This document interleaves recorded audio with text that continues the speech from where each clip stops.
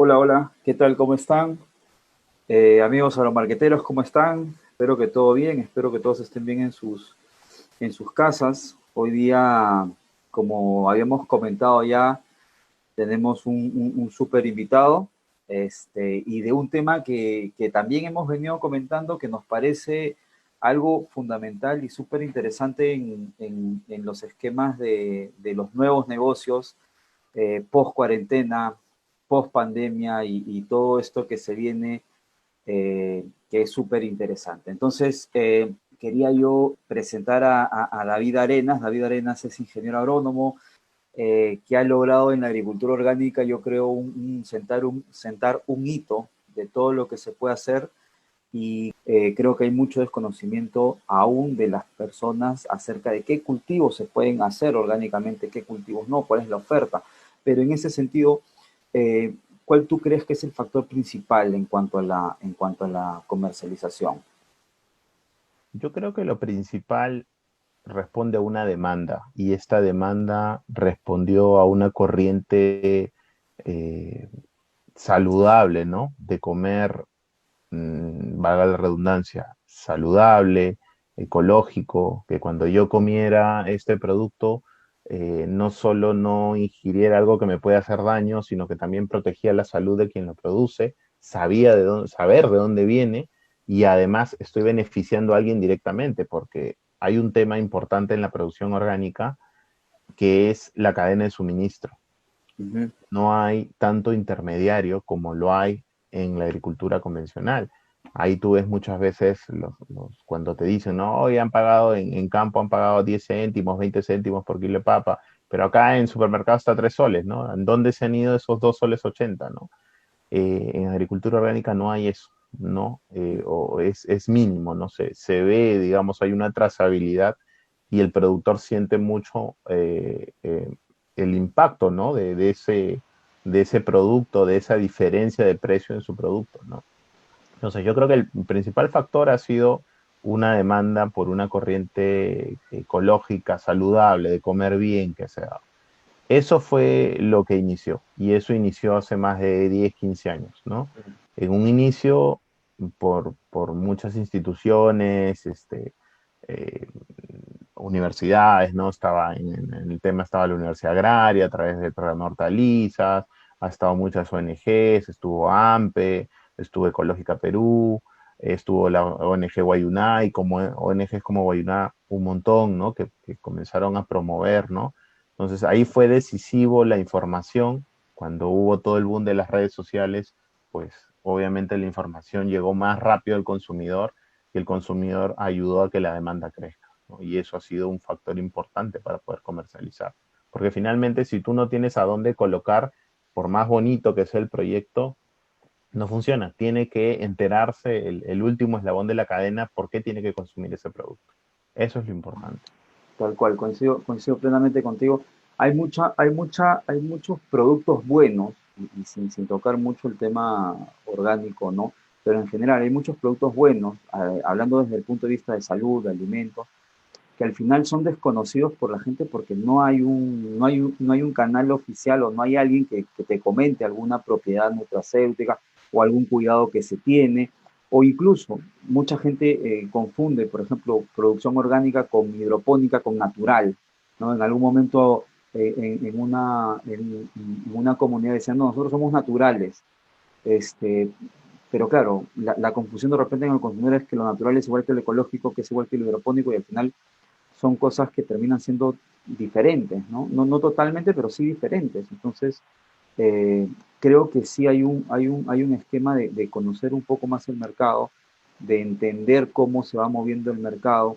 Yo insisto con lo que comencé esta conversación, creo que hay mucha gente ahorita que está más interesada en su salud y esta es una alternativa muy, muy, muy poderosa en ese sentido.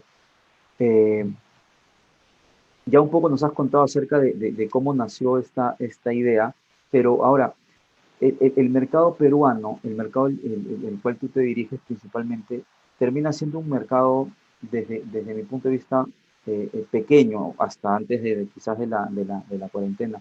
Entonces, eh, ¿cómo así se decide que sea todo netamente orgánico? O sea, hay tanto mercado en Lima principalmente. Yo siempre considero que Lima es el principal mercado con 11 millones de habitantes, pero ¿hay mercado todavía para agricultura orgánica? Sí, de hecho hay bastante. Te comento un poco, Edgar, cómo ha sido estos 10 años, ¿no? Como te comenté al inicio, la demanda era poca. Sin embargo, había una demanda, había gente que necesitaba, requería el producto. Pero lo principal es que tú como cliente siempre buscas diversidad. Entonces, llegar a una góndola del supermercado y encontrar de repente 3 productos orgánicos no te llena y terminas completando tu canasta con productos convencionales.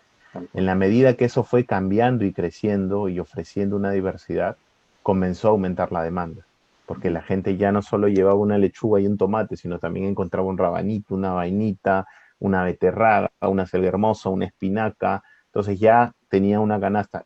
Súmale a que además en otra área de los supermercados o de las tiendas también comenzó a aparecer arroz orgánico, café, panela, quinoa orgánica. Entonces tienes una canasta mucho más sustanciosa, más agradable.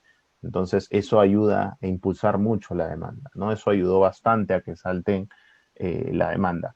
Además, influyó también, como te comenté, el tema de información, ¿no?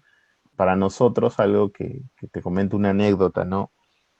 Yo como, digamos, como representante de mi empresa, he entrado a todas las áreas de la empresa, desde Claro, sembrar hasta atender en un supermercado como gondolero, ¿no? claro. He pasado desde la parte de calidad hasta la parte de entrega, me he ido a entregar a las 5 o 4 de la mañana al centro de acopio y entregar. Entonces, tú acumulas mucha información y la información más interesante es la que tienes al final, ¿no? Que es la del cliente, ¿no? Entonces, el cliente justamente tú llegabas, veía un producto y te decían, ah, esto es hidropónico, ¿no?